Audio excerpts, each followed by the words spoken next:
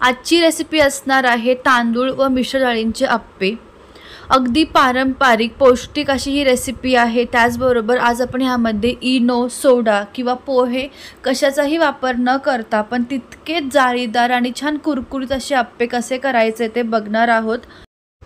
अप्पे म्हटलं की त्यासोबत चटणीही आली, तर त्यासाठी आज आपण अगदी झटपट अशी चटणीची रेसिपी सुद्धा बघणार आहोत। अप्पे करत असताना आपण काही चुका करतो ज्यामुळे आपले अप्पे एकदम कडक बनतात किंवा घशामध्ये अगदी ते अडकल्यासारखे होतात। तुमच्यासोबत सुद्धा असं होत असेल तर ही रेसिपी शेवटपर्यंत नक्की पहा आणि नवीन असाल तर चॅनलला सबस्क्राइब करायला देखील विसरू नका। नमस्कार, मी मोहिनीता तो सर्वांचं स्वागत करते माझ्या किचनमध्ये। पारंपरिक अप्पे म्हटलं की सगळ्यात पहिले आपल्याला डाळ तांदूळ हे भिजत टाकावं लागतं। तर त्यासाठी इथं मी 2 वाटी असे जाडे तांदूळ घेतली आहे। तुम्ही रेशनिंगचे सुद्धा तांदूळ वापरू शकता किंवा कुठलाही तुम्ही कोलम किंवा सोना मसूर तांदूळ सुद्धा इथं वापरू शकता। तर तांदळाचं प्रमाण इथं मी 2 वाटी घेतलेलं आहे। कुठल्याही एकाच वाटीचं किंवा कपचं प्रमाण तुम्ही फिक्स ठेवायचं। त्यानंतर यामध्ये 1 वाटी उडदाची डाळ टाकून घ्यायची। तसंच मी इथं अर्धी वाटी अशी चण्याची डाळ घेतलेली आहे आणि अर्धीच वाटी इथं आपण मुगाची डाळ घ्यायची। त्यानंतर यामध्ये मी टाकती आहे अगदी पाव चमचा असे मेथीचे दाणे। मेथीचे दाणे घातल्यामुळे ते एक नॅचरल ईस्ट म्हणून काम करतं, ज्यामुळे आपले अप्पे छान हलके आणि जाळीदार बनतात। आता हे सगळं आपण एका मोठ्या भांड्यामध्ये काढून घ्यायचं।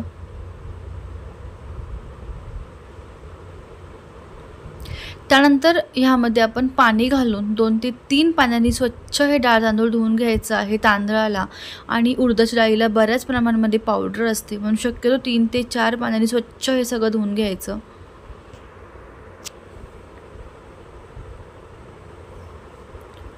धुवून घेतल्याच्या नंतर ह्यामध्ये हे डाळ तांदूळ छान भिजतील किंवा बुडतील एवढं आपण पाणी यामध्ये टाकायचं आहे।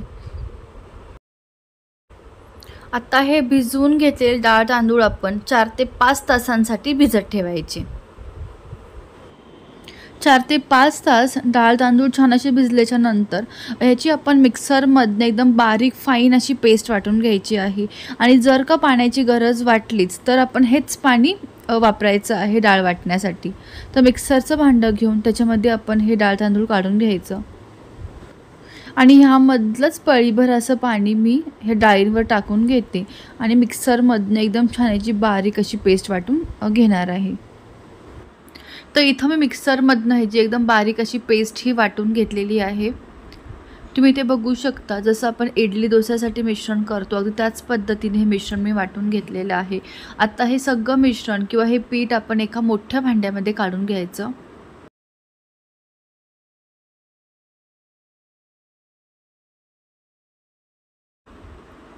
ज्याप्रमाणे आपण सुरुवातीला ही डाळ वाटून घेतली त्याच पद्धतीने उरलेले डाळ तांदूळ सुद्धा इथं वाटून मी घेतलेले आहेत।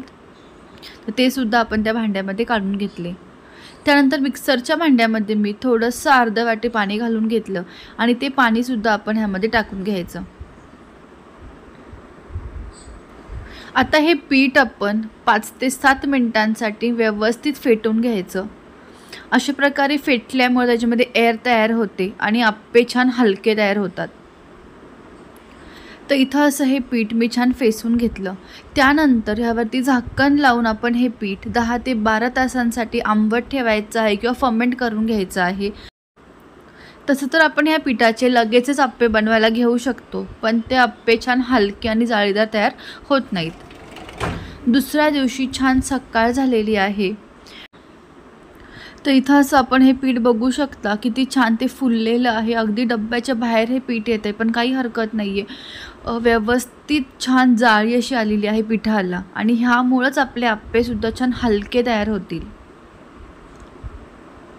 आणि ज्यावेळेस अशा प्रकारचं पीठ छान फुलतं त्यापासूनचे अप्पे बिलकुल घशामध्ये अडकल्यासारखे होत नाहीत किंवा कडक होत नाहीत आणि पचायलासुद्धा अप्पे हलके होतात। आता हे डब्याला लागलेलं सगळं पीठ मी व्यवस्थित एकत्र करून घेते।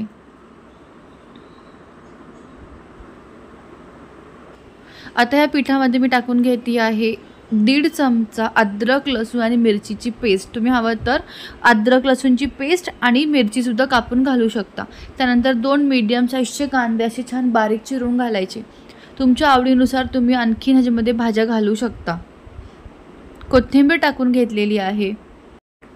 यामध्ये मी 1/2 चमचा असं जिरं टाकून घेतलं। आता हे सगळं साहित्य आपण एकत्र छान असं मिसळून घ्यायचं आहे।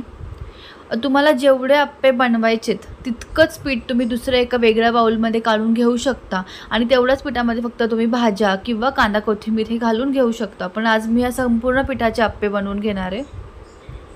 तर छान असं हे पीठ मिसळून घेतल्याच्या नंतर यामध्ये आता चवीनुसार मीठ टाकून घ्यायचं आणि परत एकदा हे मिश्रण छान असं एकजीव करून घ्यायचं। तर इथं असं हे आपलं आप्प्यासाठीचं पीठ तयार झालेलं आहे। आता आप्प्यांसोबत खाण्यासाठी आज आपण एक चटणी बघणार आहोत। चटणी बनवण्यासाठी तर मिक्सरच्या भांड्यामध्ये मी 1/2 कप असे कच्चे शेंगदाणे घेतलेले आहेत, अर्धा कप सुक्कं खोबरं, तुम्ही ओल्या खोबऱ्याचा वापर करू शकता, अर्धा इंच अद्रक आणि फक्त इथं मी 2 अशा लसणाच्या पाकळ्या घेतलेल्या आहेत। तुम्ही हवं तर लसूण नाही घातलं तरी चालणार आहे। त्यानंतर 1/2 चमचा जिरं घालून घ्यायचं। आता ह्यामध्ये आपण मिरची घालून घ्यायची। तर इथं मी 2 अशा हिरव्या मिरचीचा वापर केलेला आहे। एक छोटा तुकडा इथं असा आपण चिंचेचा घालायचा, तुम्ही चिंच नसेल तर लिंबूसुद्धा पिळून वापरू शकता। त्यानंतर यामध्ये मी भरपूर अशी कोथिंबीर टाकून घेतली। चवीनुसार मीठ टाकायचं आहे, तुम्ही इथं हवं थोडीशी साखरसुद्धा वापर करू शकता आणि गरजेनुसार पाणी घालून हे जे मिक्सरमध्ये एकदम बारीक अशी पेस्ट वाटून घ्यायची। चटणीला फोडणी देण्यासाठी तर फोडणी पात्रामध्ये मी 2 ते 3 चमचाचं तेल गरम करून घेते। तेल मस्त कडकडीत गरम झाल्याच्या नंतर यामध्ये 1/2 चमचा उडदाची डाळ टाकायची, 1/2 चमचा मोहरी घालून घ्यायची आहे आणि 1 ते 2 इथं मी लाल सुक्या मिरचीचा वापर केलेला आहे। तुम्ही फोडणीमध्ये कढीपत्तासुद्धा वापरा, माझ्याकडे आज नाही आहे म्हणून मी इथं कढीपत्त्याचा वापर केलेला नाही आहे।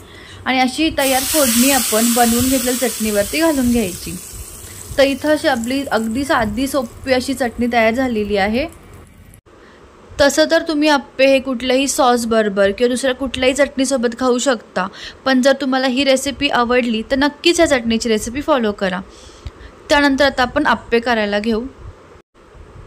आप्पे करण्यासाठी आप्पे पात्र हे व्यवस्थित गरम करून घ्यायचं, त्यावरती छान असं तेल पसरवून घ्यायचं आहे आणि आता ह्यामध्ये आपण आप्प्यांचं पीठ टाकून घेऊ। तर पीठ घालत असताना शेजारच्या खाचांमधनं घालायचं, कारण का शेजारी आज थोडीशी कमी लागते आप्प्यांना आणि त्यानंतर शेवटी आपण हे मधले 3 खाचे भरून घ्यायचे। इथं आप्पे करण्यासाठी गॅसची फ्लेम मीडियम ते लोवर ठेवायची आहे। हाय फ्लेमवरती जर आप्पे केले तर पटकन ते करपतील, पण आतून हे आप्पे कच्चेच राहतील आणि छान त्याला जाळीसुद्धा पडणार नाही। आता आप्प्यांवरती झाकण ठेवायचं आणि 5 ते 7 मिनिटांसाठी आपण हे आप्पे छान असे शिजवून घ्यायचे आहेत। 5 मिनिटं झाल्याच्या नंतर इथून बघू शकता किती मस्त असे आप्पे झालेले आहेत। बिलकुलही ते पॅनला किंवा आप्पे पात्राला चिटकत नाहीत, अगदी सहज ते निघून येत आहेत। सुरुवातीला तेल थोडंसं जास्त लागतं, पण जसं आपण पुढे आप्पे करत जाऊ तसं तेलाचं प्रमाण हे कमी लागतं। सगळे आप्पे उलटून घेतल्याच्या नंतर त्यावर परत आपण थोडंसं तेल असं टाकून घ्यायचं आणि दुसऱ्या बाजूने सुद्धा आप्पे छान सोनेरी शेकून घ्यायचे। तर इथं असे हे पौष्टिक असे तांदूळ व मिश्र डाळींचे आप्पे तयार झालेले आहेत। कमी तेलकट, वरून छान कुरकुरीत, पण आतून मस्त जाळीदार मौसूद असे हे आप्पे तयार होतात। तुम्ही ते बघू शकता किती छान अशी जाळी पडलेली आहे आप्प्यांना, छान हलके असे हे आप्पे तयार होतात। तुम्हाला आजची ही रेसिपी आवडली असेल तर व्हिडिओ लाईक करायला विसरू नका। नवीन असाल सबस्क्राईब करून घ्या चॅनेलला। पुन्हा भेटू अशाच एका नवीन रेसिपीसह, तोपर्यंत मस्त खा आणि खुश राहा। थँक्यू।